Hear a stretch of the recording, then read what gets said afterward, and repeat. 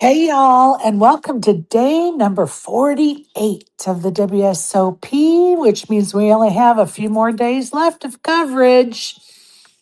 This is the fourth annual WSOP and all Vegas poker daily spaces coverage. I'm Sherry Pluskota, aka Peaches, aka the White Oprah of the poker community. Please be reminded that we will always try to give the most updated and accurate information possible. But we are human and information is always fluid in the poker world, so please make sure to double check any information we provide to ensure yourself the best experience possible. And please correct us when we're wrong. We want to be right. Thank you. Don't forget to subscribe to my YouTube channel at Sherry Pluskota 9212, where you can find the recordings of my daily spaces and interviews. Um, Please definitely subscribe if you can. It's free of charge. I would appreciate it. And I'm having a hard time updating my YouTube channel right now, and I really think it's because of the internet service here at the Airbnb. So we're going to be behind about 10 days on that till I get back to my home later in the week. And we're going to try it from there. We've tried several different things, but it's just not working. So I'm thinking it's maybe the setting on the host of this Airbnb, their internet. So anyway, that's where we are with that. Be reminded that tomorrow, Monday, Jesse Fullen will be with us. And on Thursday, Jeff Platt will be with us to wrap up our coverage of the WSOP and all Vegas poker. Hard to believe we're getting into that week, but here we are. I want to say congratulations to Aaron Barone. What a great run he had. He went out 65th out of 9,000 blah blah entries into the WSOP main event. And for his efforts, he cashed out 125,000. So congrats, Aaron. I'm not sure if he'll be with us today or not, but definitely wanted to give him a shout out first thing this morning. Also, TJ Reed went out 76 for 105,000. Caitlin Comiskey went out 105th for 65,000. And Laura Eisenberg went out 156 for 65,000. We'll get into more of that main event coverage here shortly. Just wanted to start out with acknowledging their great runs. It's been fun to follow their names through day 6 of the main event. And we will get on to day 7 here in a minute. Don't forget the WSOP Versailles cage closes on the 16th. That's at Thursday at 5 a.m. They will no longer be doing cash outs at that cage. So you have to go over to the Paris Casino cage starting at 9 a.m. on the 16th of July through the 26th. That'll be 9 to 5.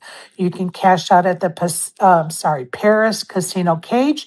After the 26th, if you're crazy or stupid or dumb enough, yeah, I said it, to not cash in your money, cash out, whatever, before the 26th. And I say that because then you make yourself a different problem.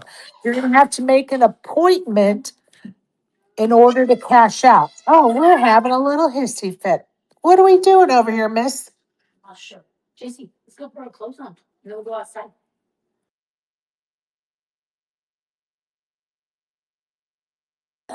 All right, we had to check out what this child, that's 2, is up to. Anyway, don't be crazy enough to wait until after the 26th. You just complicate your own life by doing so.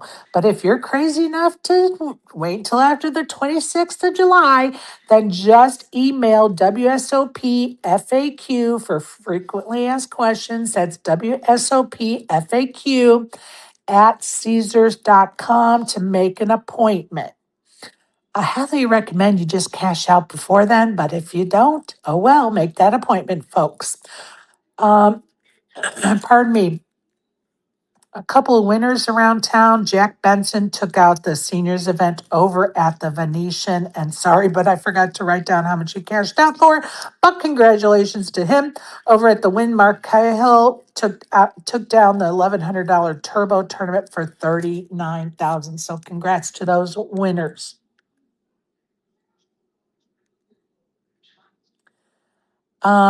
Hey Joey, how are you this morning?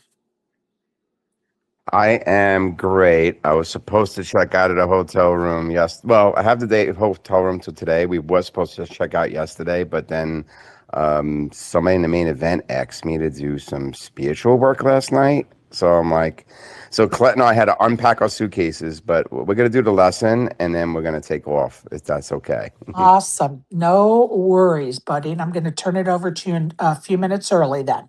Yeah, Hey, take your time. hey, ASG, how are you? Doing all right. Awesome. I see Barry. If you want a mic, Barry, just send me a request. It seems to be easier these days if you just request it. I don't know what's going on with Facebook, with Twitter, but for some reason, requesting seems to be the better route. Okay. Um, let's talk about something real quick. I tweeted a little bit earlier today. Somebody on Facebook made a post that she still can't find. This is day 6 yesterday of the main event. She still can't find the coverage on her cable. And it's really, I mean, think about that. We want the ESPN coverage because it'll be good for the game, maybe attract some new people into the game or some rec people or whatever. And this is a seasoned poker player, day 6, still can't find the flipping main event on her cable. Do you think people that are new to the game, rec players, whatever, the people we're trying to attract to the game are going to try for 6 days to find the coverage? I don't think so. So we got to do better somehow, some way. I did put a tweet out this morning about it, and I did tweet to ESPN and the WSOP that, use this for future reference, but people still can't find the coverage. Hello. Um, Anybody got any comments on that? Yeah, they'll catch the coverage when it's the edited shows. That's the whole point. Well, but that's not what she wants. She wants to watch it live. Yeah, my issue is that they're not even advertising it, because everything is about the World Cup and everything else. But so even on the apps, if you're a paid subscriber, first of all, if you type in WSOP, it doesn't even show up. You have to type World Series, And and I then had that. baseball shows up. Please. Yeah, it's like put an ad up for Christ's sake. Yeah. And that ad could even just be on the WSOP site. Like it could be pinned at the top of the WSOP site in some instructions or whatever. But we just have to do better because there are people that still can't find it that want to find it. And isn't that the point of having you want viewers? Well, viewers are telling you we can't find it. Like, let's do something to help them find it. And of course, for me, I'm proactive. So this shit should have been done a month ago so people would already be set up and they could just click and they'd be on watching live feed. But I am a proactive, organized person. So anyway, um, you know, it's a shame, but here we are. Hopefully we can improve that for next year. And believe me, it's going to be one of my top questions next summer is okay, what do people need to watch? On whatever the coverage is going to be. What do people need so we can get the word out? I mean, we can get the word out, no problem. You just got to tell us what the word is. So, okay, Joey, I'm going to turn it over to you a little bit early. I know you're going to talk to us about range and frequencies. So, without Hmm. further ado, Joey Gargiulo, thank you. Thank you so much, Sherry. And then I'll hang on as long as because Clet went down for coffee, so I can hang out for a little while because I was at Aaron's Rail for a good time. I was unfortunately there when he busted too. All right, so um, to finalize our talk this week about the different math, we're going to talk about ranges and frequencies. And we kind of talked about ranges, but we didn't really talk about frequencies at all. So back in the day, when we used to put people on cards, we used to say things like, I think that person probably has aces, or I think that person is weak, or she always has it. right? Like that's another popular thing that we would say. And that's really not so very, very scientific, is it? Um, Modern poker theory asks, what collections of hands can this player have, and how often should each hand take action? Now, a collection of hands is a range. In other words, how often does this person have premium, ace king, ace ace, stuff like that, right? And how often, when they have premium, should they bet?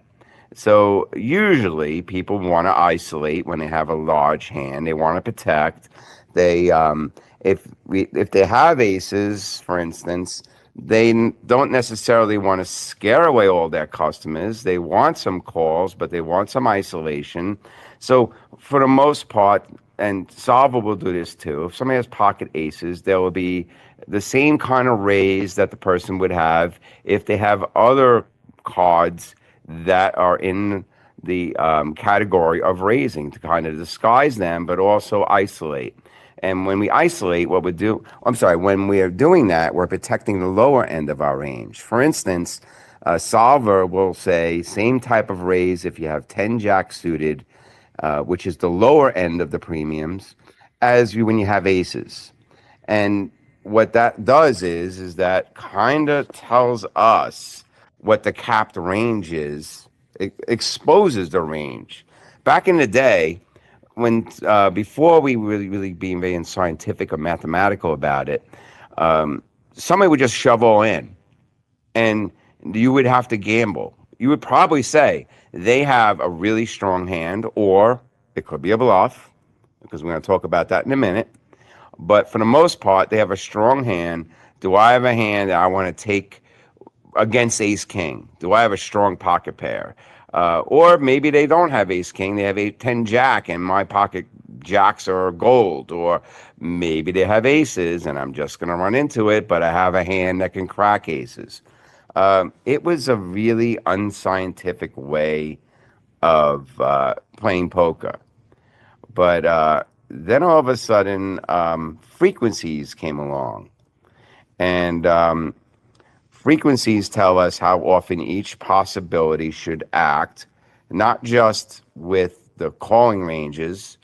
I'm sorry, not just with the betting ranges, but with the calling ranges. Now, this stuff is rooted, really deeply rooted in probability and game theory. And we spoke a little about it this week, but you can really go far, far back. And probability, and we spoke about this too, but probability science was really used to do things like predict human behavior, predict war, and predict weather. And the stock market, for instance, they were with the stock market and especially the futures market, probability equations and algorithms were developed to try to estimate whether it be a good growing season or a bad growing season. And the example of the non-scientific thing would be the old way would be to use the farmer's almanac. Remember, like that's how people would predict whether it be a good year or a bad year to grow crops. Farmer's almanac, and the scientific community and the mathematical community was like, well, there needs to be a better way. And back in the 20s, there was a French mathematician, Emile Borel, and he started to take some of the probability formulas and use poker as the vehicle to experiment with those equations. It's really interesting. And the reason why he used poker was it was a perfect setting. It was a game of imperfect information. Now, keep in mind, he wasn't using Texas Hold'em, okay? He was using things like 3-card poker, like you play in the casinos. 3-card poker. But there's enough of uncertainty in that game and enough equations to fill a whole textbook. And that's what he did. He used 3-card poker to experiment with the different probabilities. And then around 1920s, I think it was like 25, 26. John Van Neumann, he took it a lot deeper. And he's the fellow that him and along with Oscar Morgenstein, they wrote. Mentioned this book earlier, but if you weren't on, you should go back and listen to this week. They wrote a book called "The Theory of Games and Economic Behavior, and that's really the foundation of everything that we know about modern poker theory.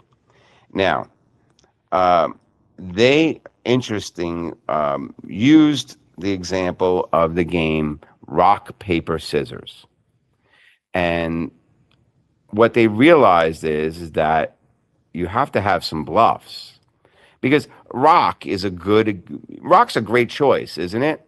And because it rock like trumps everything, but no, rock trumps rock is rock. But the problem is if you pick rock every time, what's your opponent going to pick, right? What beats rock? Is it paper or scissors? I forget, Paper. right? But you know, Paper. paper.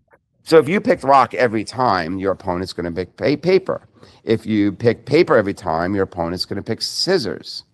So when they ran all of the scenarios, they realized the best thing to do is to pick each one third of a time because it keeps your opponents guessing, and you now have absolutely perfectly balanced frequency, if that makes sense. Now, I'm sure all of you have looked at these solver tables and said, oh my God, it's like a rainbow of all kinds of crazy things. I mean, some things are obvious, like when you see, when you start getting down short stack, there's a lot of shoves. But when you're medium stack, they have some of the boxes, some of the combinations. Remember, we're talking combinations here, right? Some of the combinations have two choices. Did you ever notice that? They have call or shove, right? Or they have raise or call. And the reason why Salva does this is the same reason why we play 1/3 of rock, 1/3 of paper, 1/3 of scissors. It's to keep our opponents guessing and to keep bluffs in our range. A good example is, let's say you're looking at the chart and it says ace five suited is either a raise or a call. And you look at the chart and you're like, well, I don't know what to do. So I guess I'll always raise, or I guess I'll always call. No. You have to do 50%. Half the time you have to raise, half the time you have to call.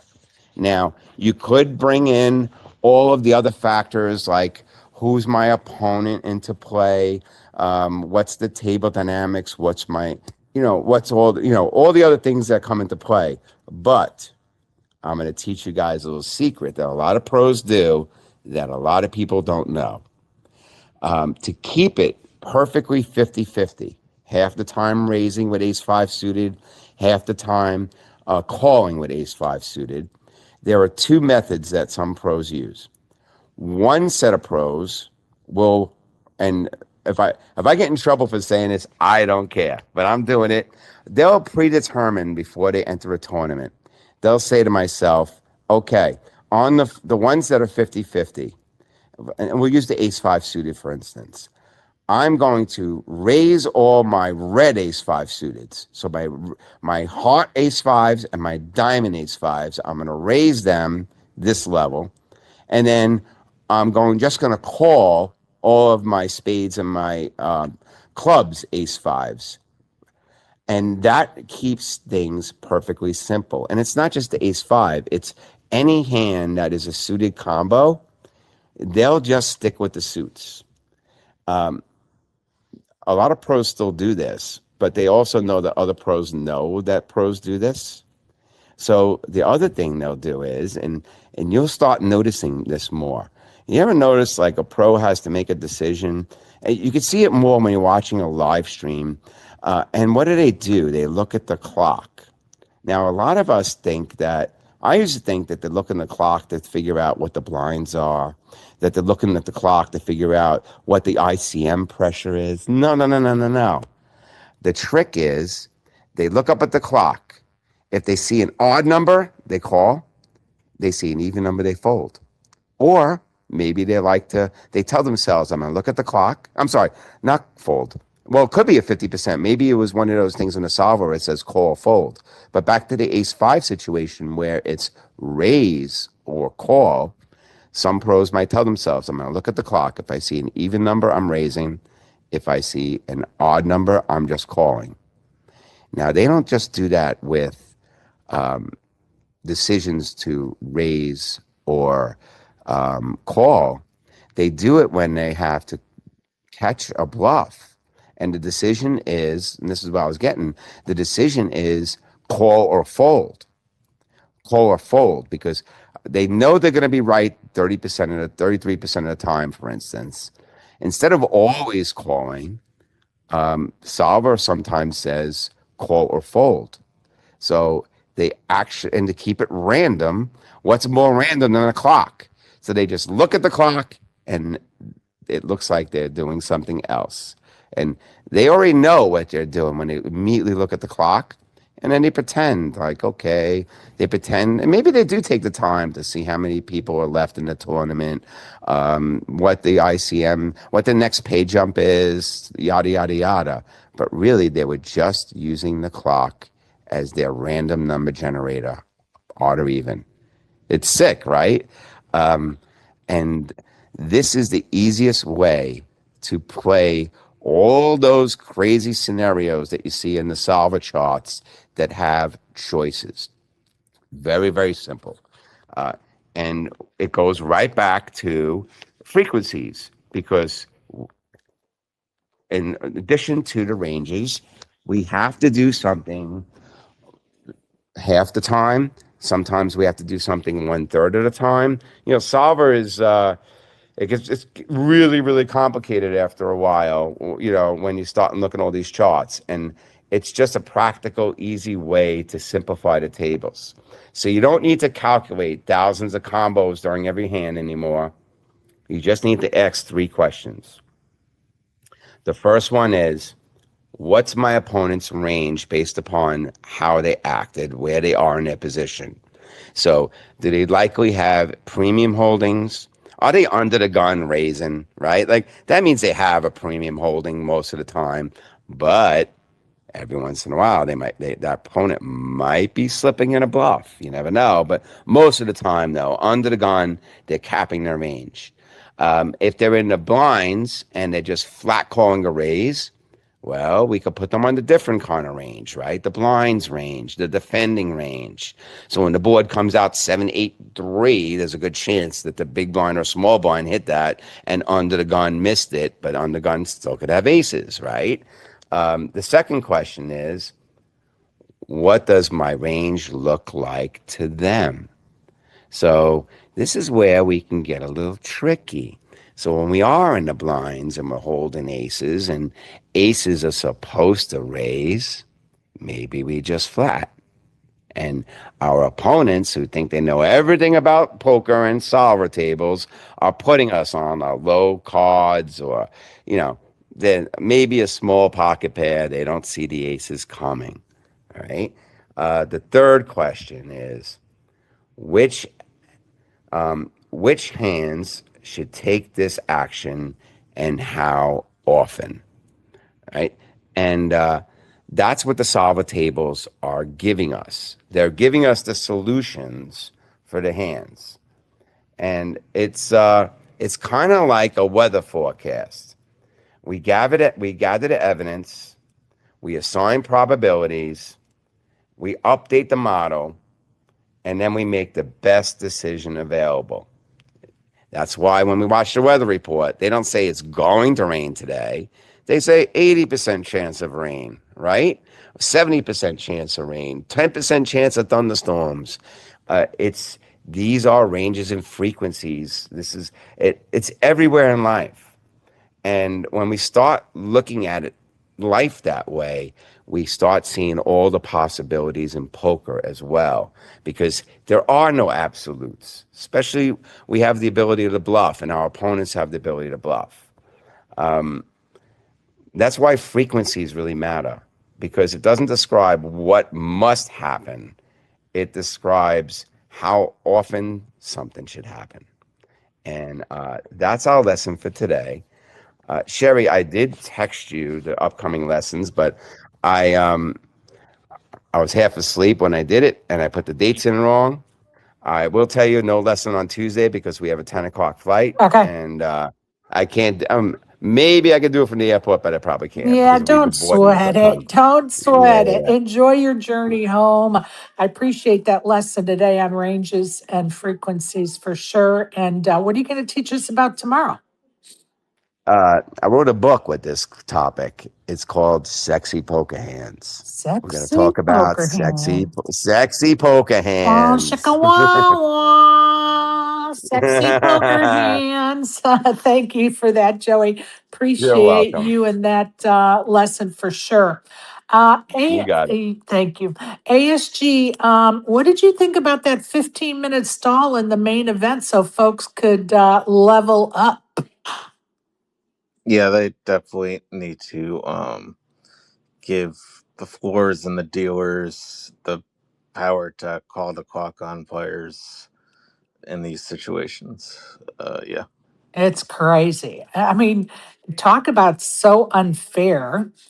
There should never be a 15-minute stall ever, ever, ever. I'm sure that Matt Savage is having a field day or will have a field day with this one because, he definitely works on a lot of rules, regs, whatever, to ensure that there's no stalling at the bubble, no stalling at in this case, level ups. And so, yeah, it's going to be interesting to see how the conversation about that topic goes today.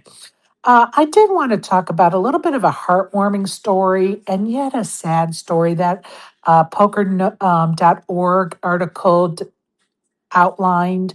I reposted it on my Twitter page if you'd like to look at it. And it starts out with and this is the gentleman's nickname. It was his nickname. He's no longer with us. His nickname was Mayor Hughes. He was from Washington State. He happened to unfortunately be killed in Afghanistan as a private contractor. He was victim to a suicide bomber. But before he left Afghanistan as a private contractor, he changed his will and he added to his will a $10,000 seat into the main event for someone in his home poker group. And Mayor's coworker and poker buddy, Nason Weller, ended up winning the sit and go and getting that main event seat. It took 12 years before Nason, or I guess the whole group, played that sit and go, and then he was awarded that seat. So it took them 12 years to get around to it, I guess. Maybe it was just too difficult for them as a group.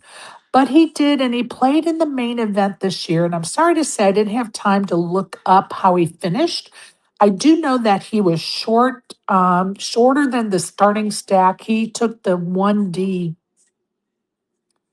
flight, so to speak, and he was short of the starting stack toward the end of that flight. So I don't know if he made it on to day two or not. I have not had any time this morning to look it up.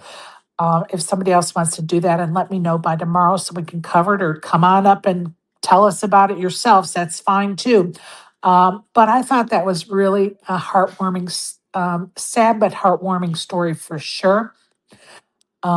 And I'm sure that group of poker players had a difficult time coming to the point of doing that sit and go. But anyway, kudos, kudos, kudos for a heartwarming story. How you doing in your poker.org pick three contest, Joey?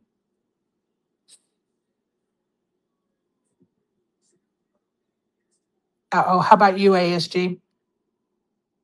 Nobody cashed. Oh, sorry. Yeah, none of mine cashed either. Yeah. I have deep. So I had Deep, Glazer, and Kahara. And so those two are out, but Deep's still in it. But I think from what I gather from looking at the site, the best I can do is 39th place, which, hey, still not bad, right?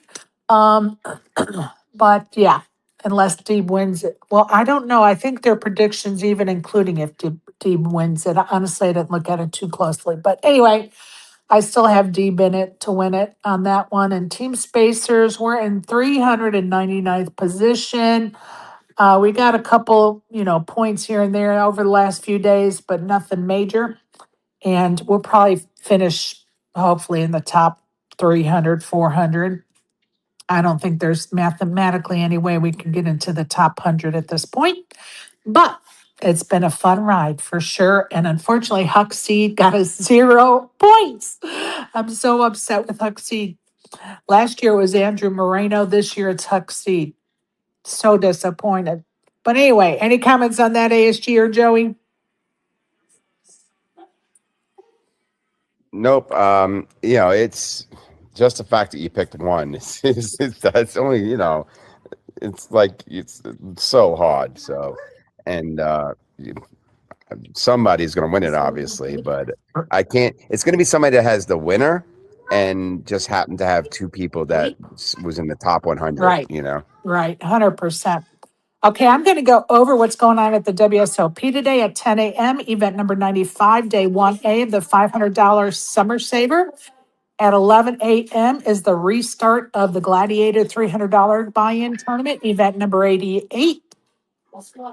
There is 2.7 million in the prize pool, 11,185 entries, 381 remain, and are moving on to today. Ryan Coughlin is in first place with 6.7 million, and Vu Tran is in second place with 6.4 million. Still in it to win it, Emma Stevenson, Amanda Salter, our friend Andreas Froley, who has 1.1 million or 27 big blinds. So good luck to all of them.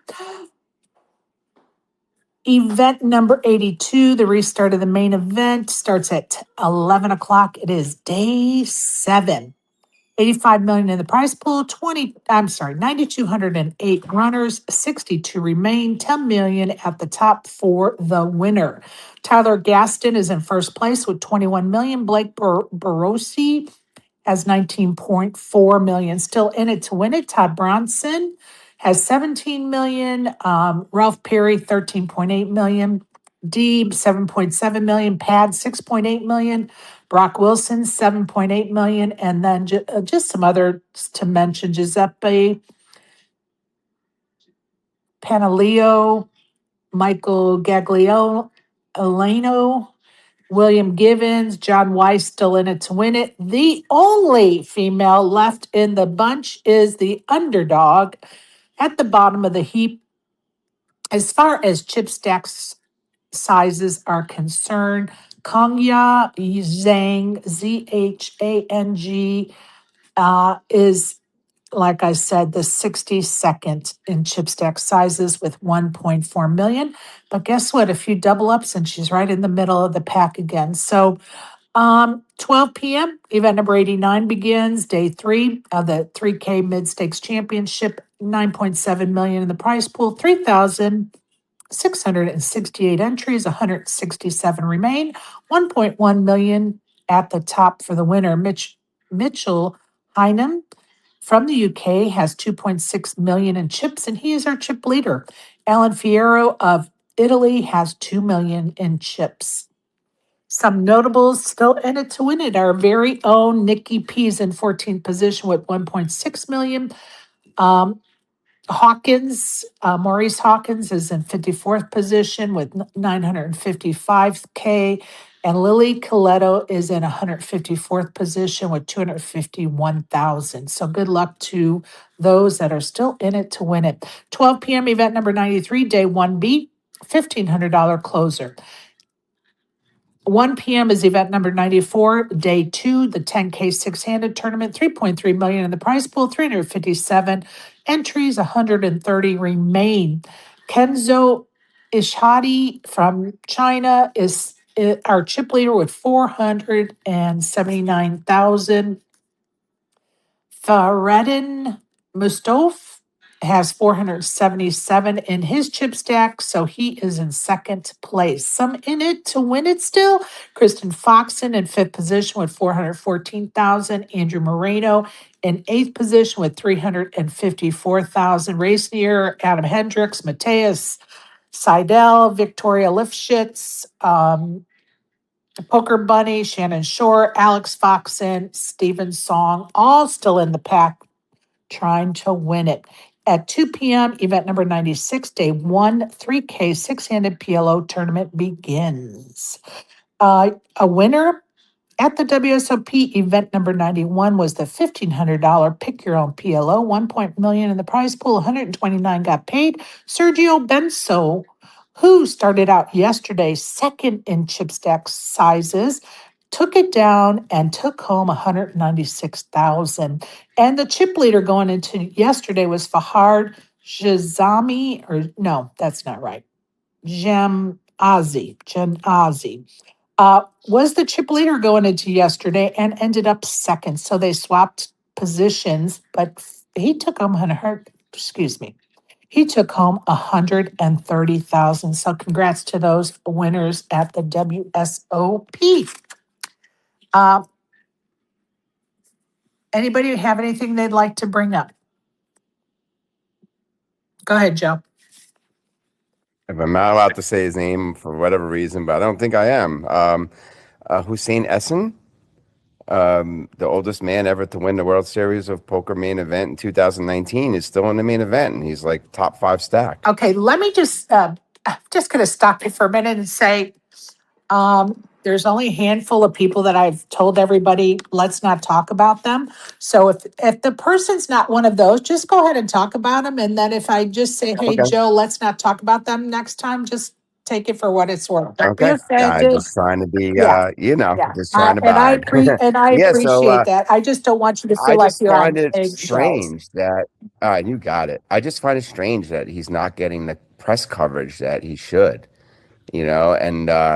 and he's a grandfather. Remember, I predicted maybe we get a grandmother or grandfather to win again. Right? But yeah, in 2019, he was 55. He's 62 now, and he's doing another deep run. It's amazing. It's awesome. But nobody's reporting it. It's like the biggest news right now in Germany, right? Like, Right. I mean, it's the hugest news, and here in the United States, it's like, oh, whatever. It's like I don't get it. I really don't. Well, and some people are even complaining that some of these big tournaments aren't being covered. Wasn't there a 50K tournament? Didn't get no coverage. Like No coverage at all. Like it's crazy right I now. went Facebook Live for the win, and it was a gentleman from England, and he had the most rowdiest rail from Manchester, and it was so much fun, and nobody covered it. They weren't even on a live stream table. It was so sad. It's insane. Hopefully they'll tweak it for next year and realize that they should keep the coverage going of the main event is number 82. We have 18 other events after that we're just totally ignoring coverage on. So hopefully next year they will tweak it and either make the main event the last event, or they still do the YouTube coverage of the 18 events after the main event while the main event is on ESPN. Like, it's not that hard, people. It really isn't. And the only thing I could think of is that the deal that ESPN made with WSOP is that you have to stop your YouTube free coverage while we're charging people for the paid coverage. Yeah, I agree. It's not right. I agree, but we were the coverage was awesome up until that point, and then all of a sudden it's like radio silence. Yeah, it's there has to be a happy medium, and if that means you put the main event last, then that's what you do. And guess what? Then you have the best of both worlds. It's not that hard to figure out. But to just lay off of 18 events, some of them are high rollers, some of them are not, like the $300 Gladiator, but we still want to watch them, and we're not getting any coverage. So we definitely need to do better about that. ASG, could you put that on our list of questions for Jeff Platt for me, please? Sure. Just like, will they be covering tables like during the main event next year? Is that kind of Yes. Or Okay. put the main event last so that, you know, we get the other tournaments first and then the main event. I mean, they need to tweak that. And guess what? It would help them out too, because you still would have 18 tournaments to cover. So your YouTube channel is getting views and social media and whatever. So, it's the best of both worlds, people. So hopefully they'll tweak that for next year. I think that's a great suggestion if I say so myself. So, okay, ASG, you have anything else, buddy? I don't know. Speaking of which, I think you mentioned it, but yeah, extra congratulations to Jamie Dwan for winning his first bracelet. I think it was his first ever 50K. And yeah, took home the bracelet for that. Thank you for saying that. I did not cover that. And when Joey brought it up, I was like, wait, why isn't he on my list? Ay, ay, ay. As hard as I try, I do make mistakes, people. Go ahead, Joe. So, like I'm having boots in the eyes and everything on the ground. I can't help but I keep seeing like these fake news things that are just designed to like get a rise out of Yeah. people. And our buddy Aaron Barone was a victim of it yesterday because there are articles floating around that he went into the think tank for 12 minutes. And that's bullshit. It was like 3 or 4 minutes, and even everybody at the table said it was 3 or 4 minutes. But as soon as he busted, the article said Aaron Barone goes in think tank for 12 minutes. Like, how fake is that news? And I don't. It's just a major exaggeration to get a rise out of people. It's It's just not well, right, it's to get people to click on the article, right? Yeah, right? it's But it's it's so not true. tacky. It's so tacky. Right. And then Oh, now Aaron has to come out of the woodwork and like tweet like, well, I X'd my table and they said it was 4 minutes. Like you shouldn't have to defend yourself. It's right. so tacky. It really Especially is. after just going out of the main event. Who wants Right. to? Instead of congratulating him and talking about this amazing YouTuber, yada yada yada, 12 minutes in the think tank. Like fake news. Yeah, And we could I do never better. listen, I am not political, but I'm starting to learn what this fake news idea thing is because I've been witnessing it and it just happened with Aaron. And I had to just get off my chest because it wasn't right. Yeah, I hear you. And I appreciate you bringing it up because we do need to shine the light on stuff like that. And, you know, we have seen over probably the last 2 years in particular a lot of clickbait titles of articles. I mean, Maurice Hawkins will tell you in a heartbeat how they use his name for clickbait. And sometimes it's rightfully so, and sometimes it's not. It's sensationalism at his expense. And I'm not here to defend him, but I'm here to talk about we just need to do better and realize that clickbait is not more important than telling the truth. It just isn't. Truth and reporting, people, try it. Truth and reporting. Remember those concepts? Yeah. Anyway, I'm off my high horse. All right. Anybody else have anything else to bring up? If not, I am going to Cleveland, Georgia today to take my grandbaby to what is called the Baby Land Hospital, the home of Cabbage Patch Dolls and Mother Tree. I forget what it's all called, but um, what happens when you go to the Babyland Hospital is they actually have a cabbage patch, and babies are born under this big tree in the cabbage patch so that you can take a new baby home with you. And it's of course fun, and my grandbaby loves baby dolls. So while she's here in I was going to say in Vegas, while she's here in Georgia, we are going to take her to the Baby Land Hospital today. So, yeah, we're signing off quick today. So, anybody else, ASG or Joey, go ahead. Nope. Just enjoy. I'm jealous because I would love to bring the little one to something like that. That's so cool. It's very cool. ASG, you got anything, buddy? No, not entirely. Just yeah, I hope the main learned some things about rotating tables. Like they had, I think, the same three tables the whole day, and then some people were like, "Oh, they're not featuring certain people," and whether or not that's true, I also think what's there's a law, never attribute to malice what you can attribute to stupidity, And I think it's possible that's the case as well. Right. Well, and I tell you, people are bringing up Pads' name, that he's not getting the coverage he deserves because he's with Coin Poker.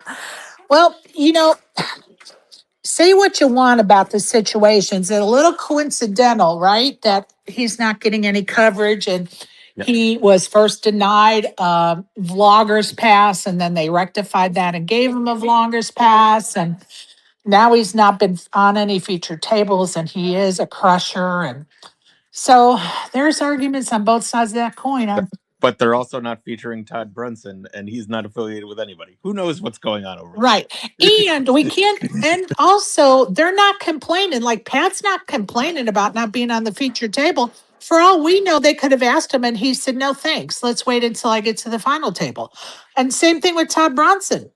He may have said, no, if I get to the final table, that's fine. I don't want to go on it now. We don't know. Yeah, all I know for sure is, or I should say for sure, in my mind, all I know is that they're definitely featuring that Givens guy, and then finding, other tables to be the other tables. Right. Right. And it is what it is, but we will never know the um backstage, so to speak, production and the conversations being had with some of these poker players. And they rightfully so may say, hey, no, I'd rather not. And guess what? We may never know that. I mean, eventually they may say it in a conversation. If somebody says, maybe I'll interview Pads one day and say, hey, what happened? And he may say, hey, I told them I'd rather not be on that. I mean, it'll come out in a conversation somewhere, but we just don't know for sure. So anyway, I'm being rushed out the door over here because JC is ready to go to the baby's hospital. So we are signing off, people. Appreciate everybody for listening, participating, and we will see you tomorrow when Jesse Fullen joins us. And don't forget, Jeff Platt will be with us Thursday. Appreciate everybody. Have a great Sunday. If you are playing today, good luck. If not, go touch the grass. You get a chip, and you get a chip, and you get a chip.